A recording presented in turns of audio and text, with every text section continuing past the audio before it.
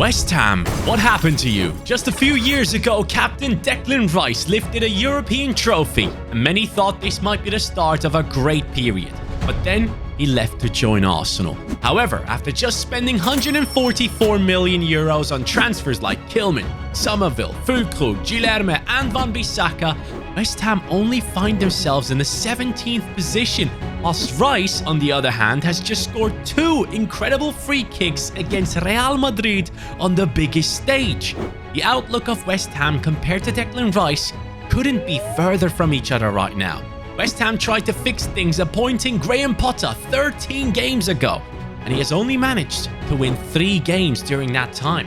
When you have very talented players like Bowen, Paqueta and Kudus in your team and still only manage to hold yourself above the relegation zone, something is going wrong, and that's where I come in. At the time the intro was recorded in, they lost against Liverpool 2-1. Then after, Southampton game came around, a team that is guaranteed to go down, and they only drew against them 1-1. And this was the team that they used against Liverpool specifically. Kudus and Bowen up top, Ward-Prowse, Paqueta and Soler in midfield, Van Bissaka on the right-hand side, Scholes, the 18-year-old talent on left midfield / left wing back. In defense, they had Mavropanos, Kilman and Todibo. In goal, it was Areola.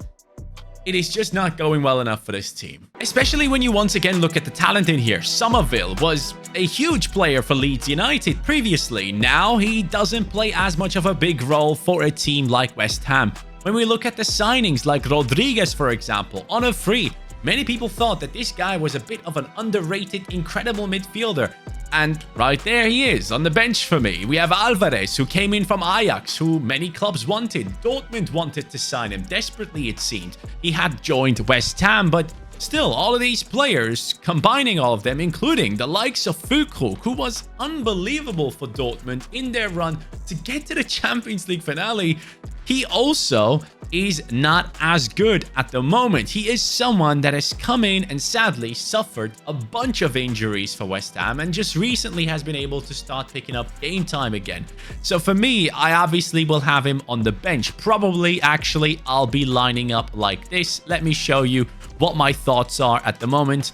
Füllkrug up top with Bowen next to him, Paqueta behind them, Van Bissaka, Soler, Ward-Prowse, and then Kudus on the left-hand side, Mavropanos, Kilman, and Todibo in defense. Going down further, we'll see exceptional talents like Luis Guilherme, who still has to show what he can do in a team like this. They spent a lot of money on him. They think he can be the next big thing. And obviously, they also have Evan Ferguson on loan, who I feel like I haven't heard anything of since like a year and a half. But hey, here we are at the start of a new season with 70 million in the budget. And what I actually need to do is to get rid of the players that were loaned in and get the players back who were loaned out from West Ham in this current real-life season, because technically we are starting in the next season. For the likes of Todibo and also Soler, West Ham do actually hold a buy option, and since both of these guys were just in the starting 11, I'm assuming that they're going to try and keep hold of them, so I will sign both of them permanently.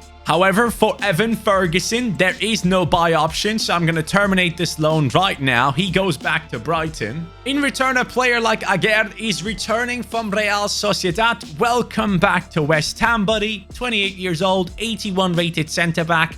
That could be useful. I believe he doesn't have a buy option at Sociedad. Oh, let's not forget that Kurt Zouma is also returning from his loan.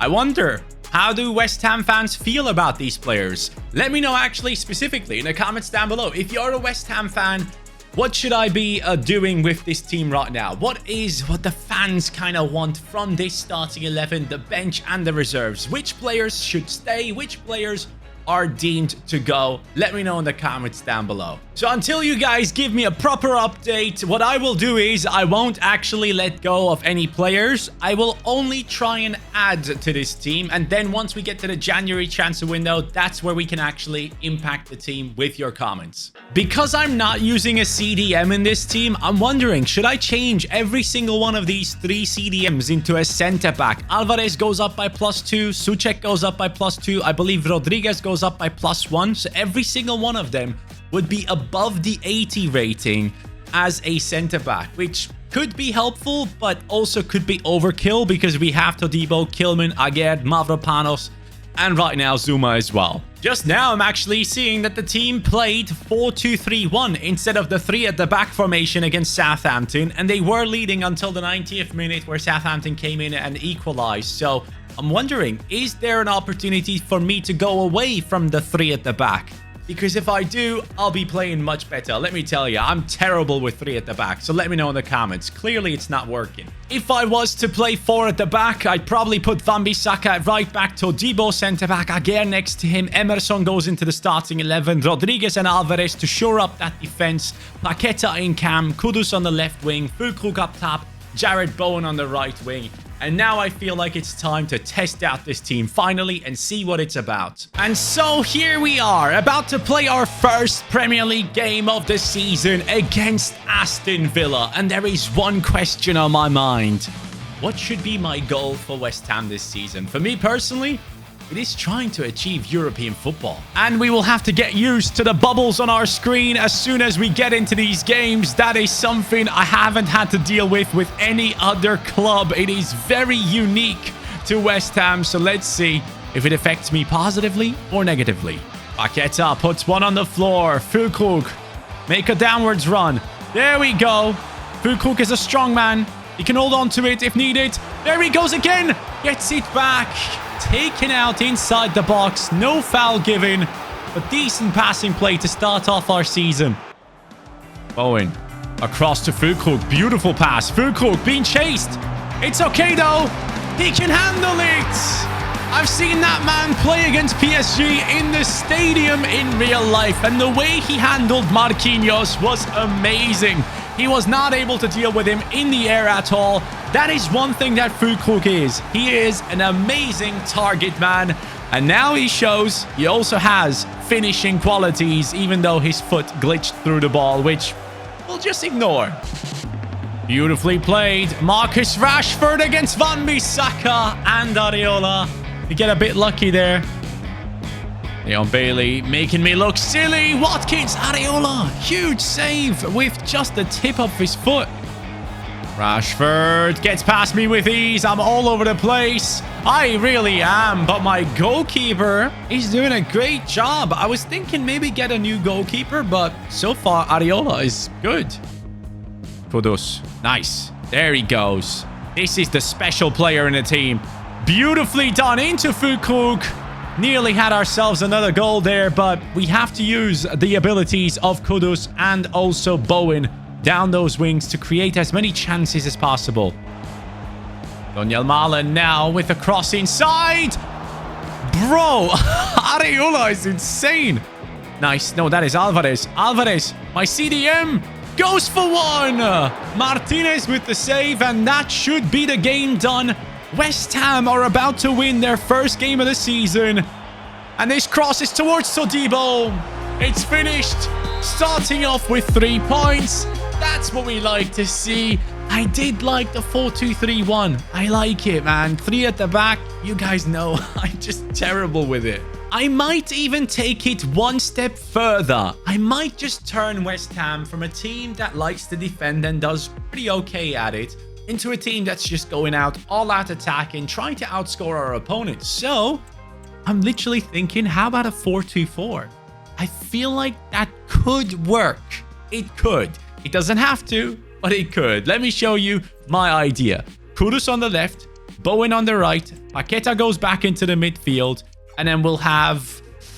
I guess we'll have to find someone else to put next to him. Soler and Ward-Prowse are good substitutes, but I don't feel like they're great starters. Anyways, we're going to have a new striker up top. It also needs to be a new striker. So Füllkrug next to a smaller, faster striker is something that I would like to see.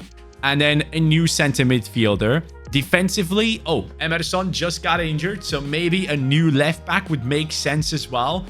I really want to change things here at West Ham, so I'm going all out attack. I'm going 4-2-4. 46 goals and 16 assists for New York City FC, to then join Girona and score 13 for them, to now playing for Lazio, 17 goals and 8 assists. That, my friends, is, of course, Tati Castellanos. He is joining West Ham as the second striker next to Füllkrug, the one who's going to be a bit smaller, a bit better at dribbling, and someone that could truly be an incredible finisher for us. I have signed him for Kurt Zuma plus 22.5 million. I am really excited to see this guy come in because I've been following his career from back when he played for New York City FC, where he looked like an insane finisher, and now he comes in with an 80 rating to play alongside Füllkrug. It's gonna be interesting. 5'10", so not as tall as I wanted. 77 pace, which we can work on. He's not the fastest, I get it. He does have, however, 80 shooting, 80 dribbling, and he has power header for his height, that's great, technical, and flair. So basically, the technical and flair is the complete opposite of Füllkrug. But now we have two strikers who do have the power header trait. If only the crosses were working. But that is my first signing for West Ham, and I'm really excited about it. But I also need someone for the wings. Right now, I only really have Somerville as a substitution, and I've found one guy who's doing incredible things in the Eredivisie right now, and has an amazing name. A Finnish national team player, one that has played for Go Ahead Eagles this season, and in just the past 6 months has 7 goals and 14 assists to his name. That, my friends, is Ant-Man. Yes, that is a superhero walking into our team as we speak. What a freaking name. What a player. For just 8.4 million, you can buy yourself a superhero into your squad. Price rating is an A, but he comes in with the value of 7 million. So 74 rated backup winger for our team. I'm going to take out someone like Fabianski off the bench because I don't really necessarily need him. Now, don't get me wrong. I know I do have Luis Guilherme, but I feel like I'm going to send him out on loan. I need someone to come in and perform instantly, and that is, for me, going to be Ant-Man. He can now back up Bowen. Somerville can back up Kudus. Guilherme goes out on loan and hopefully comes back with like a 75, 76 rating next season, ready to fight for his spot. But Ant-Man is one who's standing 6'1" tall with 80 pace, 71 passing, 72 dribbling, finesse shot, rapid, and flair play styles on him. That is quite a special player, which I'm really happy to bring in. Sadly, though, that only leaves me with about 11 million in the budget because I had to pay for Todibo and Carlos Soler as well to sign them on a permanent deal. So these are technically the 4 signings I've made so far. Depending on who you say I should sell, in January, we can bring in that center midfielder to play next to Paqueta. So let's see what the team can do on its own. A 1-1 draw against Crystal Palace, followed by a Carabao Cup matchup against Crew Alexandra, which we do win. And now the team is out to face one of the best in Manchester City, who seemingly have bought Balde. Alongside Balde, I've also seen Upamecano in this team. So City have gone out and bought a bunch of players to come back and try and win the title. Why am I playing against City? Not because I think I can win, but mostly because I think it's important for me to understand how good this team really is and what level we can expect from it. So I'm just going to use this as a challenge for myself to see how things go. And obviously, we're going to see how this formation works for us with Castellanos up top next to Füllkrug. Owen, can you shoot from far out? Let's give it a shot. That's not Bowen, that's Ward-Prowse. Of course he can shoot from far out. Are you kidding me? What a goal. De Bruyne could not get to him. He tried to stop him. It's impossible. Expected goal 0.0. Upamecano watching. Ederson can't do anything. What a start into the West Ham career mode. Okay, Bernardo Silva sending me. Haaland through. 1-1. It was fun while it lasted. Haaland has some options. That's a lovely pass into Grealish. Oh my, how the hell did he just get that past me? Haaland! 2-1, guys. We might have scored the best goal of the game, but the 3 points are not going our way right now. Is there a way to turn off these bubbles? I'm just wondering, because they've been here since forever. Look at the way City play this. Oh my. Can he actually get that under control? Yes, he does. He plays a back heel. Okay. Okay, City. I'm glad you're enjoying yourself. I still scored the best goal in this game. Paqueta. Solid pass. Castellanos is through. And he scores! On his debut for me, Castellanos steps up. It's good to see. We are struggling against City, but we have scored 2 goals against one of the best teams in the league. Wow. Haaland. Oh, I am really not doing well here. Look, understand that, yes, defensively we will have weak moments like we have 4 times in this game, but not every team is going to outscore us like City has, and that gives me hope. And that is, in fact, the ref blowing the whistle, and the game has finished 4-2 against Manchester City. I'm proud of the goals that we scored. I'm happy to see Ward-Prowse can score a banger like that. I'm also happy to see that Castellanos was able to score a goal. But as I said before, teams will not score this many against us all the time. And if we outscore them, that's all we need. Up next for West Ham was the matchup against Fulham, which we win 2-1. Then it's the big game against Chelsea, and that is a draw. Luton Town in the Carabao Cup turns out to be a 3-0 victory, with Brentford waiting for their matchup and picking up a draw, whilst hopefully West Ham can bounce back and pick up a win, and it does against Ipswich. However, now it's the battle against Spurs, and as far as I know, this is quite a big game. West Ham against Tottenham. We will be jumping into it, and I've just seen in the Carabao Cup, we have been drawn against Chelsea, which is also a big game for West Ham. So let's see what we can do here.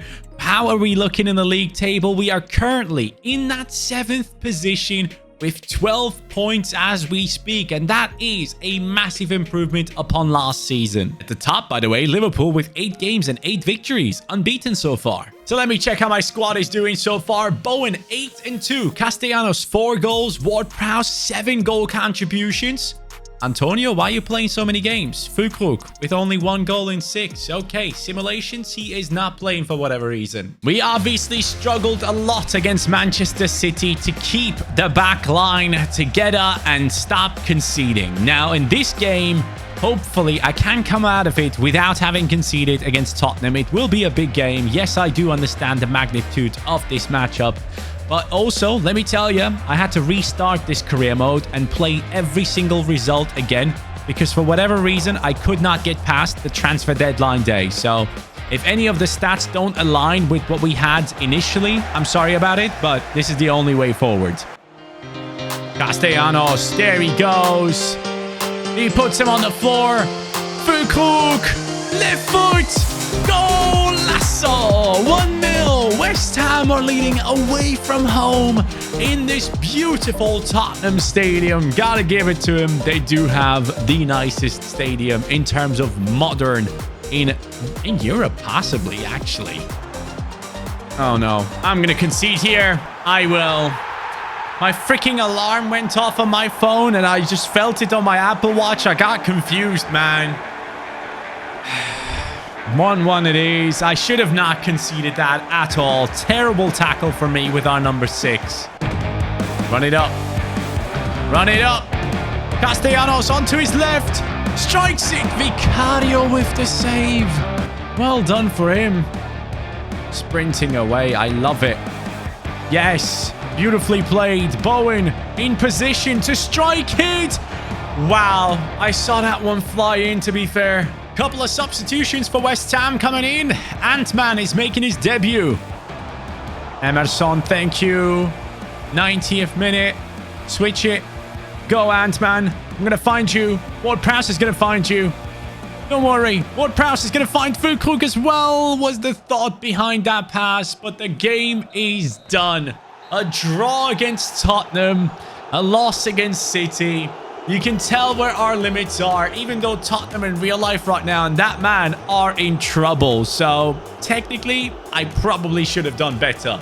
Now I want to get to the big one against Chelsea. West Ham draw against United. But the team right now, by the way, there's one thing I'm able to tell. Backup strikers are not good enough. We have Castellanos and Füllkrug looking solid. Antonio, he's probably going to retire anytime soon. He's only going down in his stats. And then Danny Ings, I mean, let's be real. Danny Ings, there he is. He's already down to a 71. But as I say that, I went into the youth academy, which I didn't check out at all until now, and found myself Hugo Dobson. This guy, or not Hugo, I should say. He's English. 80 pace, 62 shooting, 61 passing, 72 dribbling. He has finesse shot, first touch, and quick step on him. And I have ignored him completely until now. So this guy with potential, which could be quite high, 5'5". Oh God.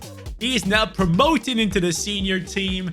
And we have our backup striker. He actually is an exciting prospect, as you can see there. And for me, I'm going to put him onto the bench instead of Fabianski. So in he comes, working his way up the bench into the striking position. That guy could be the academy player that we focus on. Yes, he's 65 rated. It's not that high. But hey, youngsters get a chance in the Premier League, and this guy will do exactly the same. And now let's try and face Chelsea and kick them out of the Carabao Cup. If we can win this, you will qualify for Europe automatically. Oh, Nicholas Jackson just ruined Agerd out there. Dewsbury Hall. Todibo comes in with a tackle initially, and we have to do it again. Chelsea with the first chance. Chelsea coming through with Jadon Sancho, Pedro Neto, Jadon Sancho, Areola. Bowen trying to get around Cucurella. Good pass by Bowen into Castellanos. And there it is. West Ham take the lead at Chelsea. That will make the fans very happy. Bowen enjoying life with beautiful passing play, but Castellanos has been a great signing. Castellanos is through. Come on, Castellanos. Get past Cucurella. Cucurella is on the floor. Castellanos wants a second against Chelsea. Is he able to get it? Oh, wow. Nice steal. Yes. Owen. 2-0. Chelsea falling apart in front of your eyes. West Ham are massive. Oh, this is not good enough. We conceded. Okay, 2-1.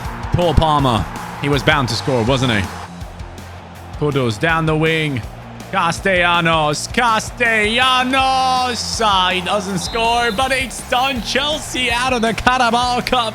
West Ham continues their journey in it.